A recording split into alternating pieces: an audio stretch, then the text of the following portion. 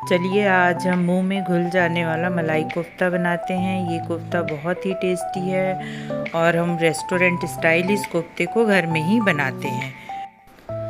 सबसे पहले मैं एक पैन को रखती हूँ गैस पे और उसमें सरसों का तेल डाल देती हूँ। आप इसमें घी या बटर भी डाल सकते हैं या रिफाइंड तेल भी डाल सकते हैं। तो इसके बाद इसमें मैं तेज पत्ता डालती हूँ, कुछ खड़े मसाले लौंग इलायची दालचीनी को डालती हूँ। उसके बाद प्याज डालती हूँ, काश्मीरी लाल खड़ी वाली मिर्च डालती हूँ। उसके बाद से इसमें टमाटर को काट के डाल देती हूँ। तो इसके बाद इसे थोड़ी देर तक इसी तरह से भून लेना है और इसमें नमक डाल देना है ताकि ये जो हमारे टमाटर है ये अच्छे से इसमें पक जाए।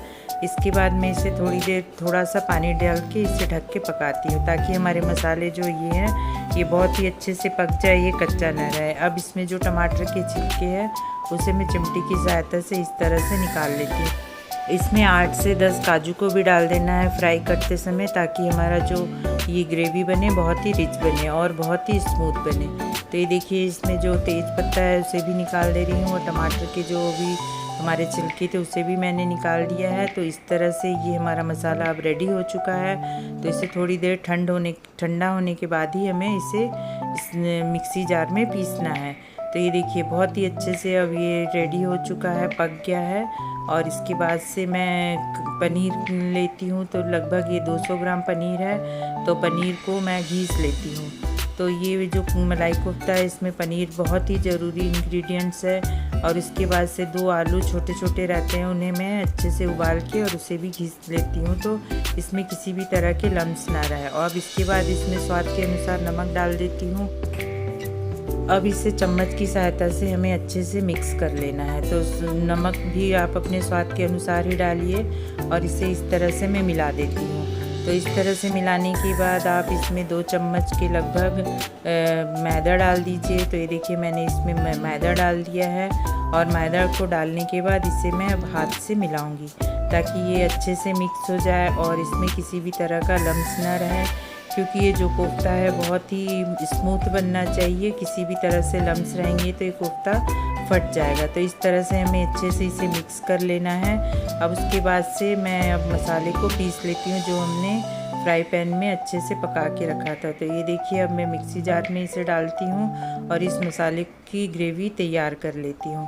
तो इसकी ग्रेवी भी बहुत ही अच्छे से जल्दी रेडी हो जाती है और बहुत ही अच्छे से ये ग्रेवी हमारी पक चुकी है। तो सब्जी बनाने के लिए अब हमारे को ज़्यादा टाइम नहीं लगेगा, तो फटाफट बन जाएगा। अब हाथ में मैं थोड़ा सा घी लगाती हूँ और इसका कोफ्ता जैसे गोल गोल राउंड का शेप दे देती हूँ। तो आप इसे सिलेंडर आकार में भी शेप दे सकते हैं या इसे बॉल की तरह भी बना सकते हैं। तो इस तरह से मैं गोल शेप लेके इसमें बीच में मैं किशमिश डाल देती हूँ। तो आप इसमें किसी भी तरह का कोई भी ड्राई फ्रूट्स डाल सकते हैं। आप इसमें काजू भी काट के डाल सकते हैं और नहीं भी है तो कुछ भी नहीं डालिए, ऐसे भी इसे बना सकते हैं। सभी डो के इसी तरह से मैं बॉल रेडी कर लेती हूँ बीच में किशमिश डाल के।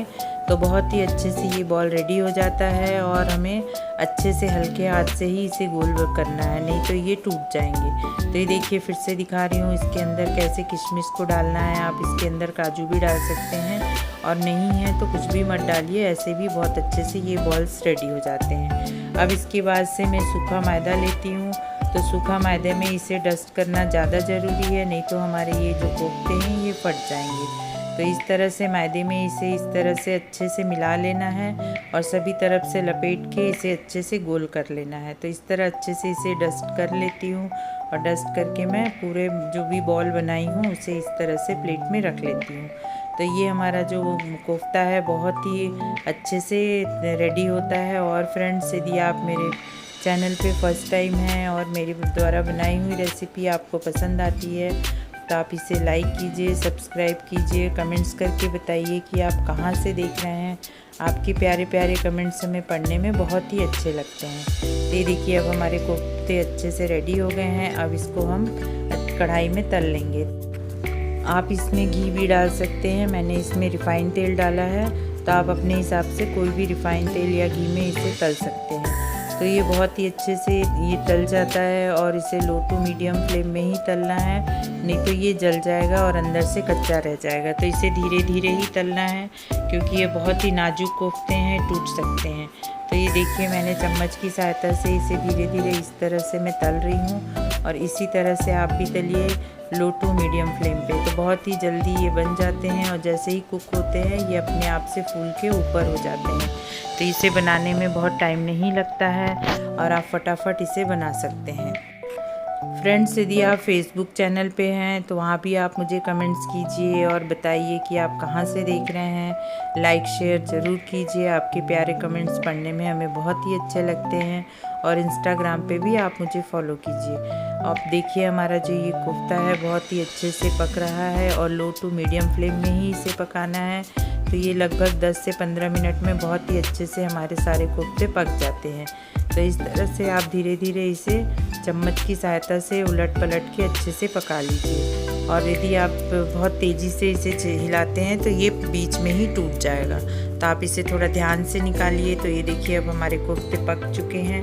अब मैं इसे एक बाउल में निकालती हूँ। तो इसी तरह सारे कोफ्ते को मैं तेल में डालती हूँ और फटाफट से इस कोफ्ते को डाल के मैं फिर से पका देती हूँ। तो सारे जो कोफ्ते थे मैंने बनाए थे उसे इसी तरह से मैं तल लेती हूँ और तलने के बाद ये देखिए कोफ्ते हमारे जो पक गए हैं वो ऊपर अपने आप से निकल के आ जाते हैं। तो ये फटाफट कोफ्ते हमारे रेडी हो चुके हैं। अब हम ग्रेवी बनाने की तैयारी करते हैं। तो इसमें मैंने 2 चम्मच के लगभग धनिया पाउडर डाल दिया है, गरम मसाला डाला है और लाल मिर्च पाउडर डाल देती हूँ और इसे अच्छे से पका लेती हूँ। तो ये देखिए लाल मिर्च पाउडर भी आप अपने स्वाद के अनुसार ही डालिए, तीखा जितना आपको चाहिए उसके हिसाब से ही आप डालिए। तो इसे अच्छे से पका लेना है। अब इसमें मैं कसूरी मेथी थोड़ा सा डाल देती हूँ, तो इससे इसका स्वाद बहुत ही अच्छा आता है। अब इसके बाद मैं जो ग्रेवी रेडी करके रखी हूँ उसे डाल देती हूँ। इसमें हमने अदरक और लहसुन का जो कूट के रखी थी उसे भी मुझे डालना है। तो ये देखिए मैं अब इसमें अदरक और लहसुन जो कूट के रखी हूँ उसे भी डाल देती हूँ। यदि आपके पास पेस्ट है तो आप पेस्ट डाल सकते हैं। तो इसे भी पका लेना है साइड में। अब इसके बाद से ग्रेवी को अच्छे से एक साथ मिला देना है मसालों के साथ।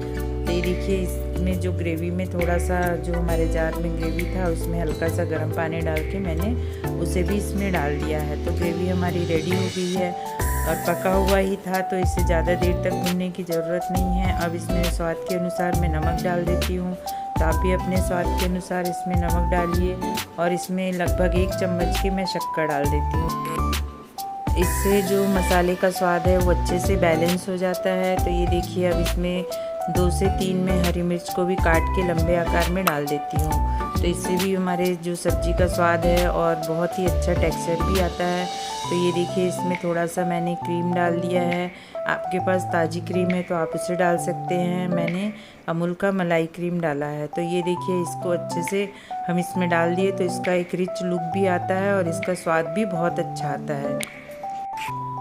अब हमारा मसाला जो है अच्छे से पक चुका है। इसमें हमें अब कोफ्ते को डाल देना है। तो जो कोफ्ता हमने रेडी करके रखा था, तल के रखा था, उसे मैं धीरे धीरे इसमें डाल देती हूँ। तो ये देखिए सारे कोफ्ते को हम इसमें डाल देते हैं और ये भी लो टू मीडियम फ्लेम में ही डालना है। तो ये देखिए मैंने सारे कोफ्ते को इसमें डाल दिया है और ये बहुत ही टेस्टी है और आप इसे ही खाने के लिए रेस्टोरेंट में जाते हैं, बहुत ही महंगा मिलता है। तो इसे क्यों ना हम घर में ही बना ले। और सारे कोफ्ते को मैंने ग्रेवी में इस तरह से डाल दिया है। अब इसे धीरे धीरे से हमें चम्मच की सहायता से चलाना है। तो इसे हल्के हाथों से ही इसे इस तरह से मिला देना है। तो कोफ्ता हमारा रेडी हो चुका है। मसाला हमारा पहले से ही रेडी हो चुका था, कोफ्ता भी हमारा पक चुका था। तो इसे मिला के मुश्किल से 2 या 3 मिनट तक आप इस तरह से इसे घुमा लीजिए। तो कोफ्ता बन गया है। अब इसमें मैं धनिया पत्ती डाल देती हूँ बारीक काट के। तो इस देखिए इसका लुक बहुत ही अच्छा आ रहा है। अब इसकी प्लेटिंग करते हैं। तो सारे कोफ्ते को हम इस तरह से प्लेट में डालते हैं। तो देखिए कितना अच्छा देखने में लग रहा है और आप इसे लच्छा पराठा के साथ खाइए, पराठे पूड़ी के साथ खाइए। ये बहुत ही टेस्टी लगता है। घर में आए हुए मेहमानों के लिए बनाइए या घर में कोई छोटी मोटी पार्टी है तो आप वहाँ भी बना सकते हैं या अपने परिवार के साथ इसे बना के एंजॉय कर सकते हैं। तो बहुत ही अच्छे से हमारा जो कोफ्ता है, मलाई कोफ्ता रेडी हो चुका है। अब इसको मैं प्लेटिंग कर रही हूँ तो देखिए इसमें अमूल क्रीम को इस तरह से मैं डाल दे रही हूँ। तो देखिए बहुत ही अच्छा लुक आ रहा है। तो एकदम हम रेस्टोरेंट में जैसे मलाई कोफ्ता खाते हैं उस तरह से हमारा ये मलाई कोफ्ता रेडी हो गया है। तो आप अपने परिवार के साथ एंजॉय कीजिए, मेहमानों के साथ एंजॉय कीजिए, या घर में किसी भी तरह से छोटी मोटी पार्टी है तो आप वहाँ पे इसे बना सकते हैं। तो ये कोफ्ता बहुत ही टेस्टी बना था और रियल बता रही हूँ बहुत ही अच्छा लग रहा था। तो आप इसे कुलचे के साथ खाइए, लच्छा पराठा के साथ खाइए, या सिंपल रोटी या पूड़ी के साथ खाइए, बहुत ही टेस्टी है।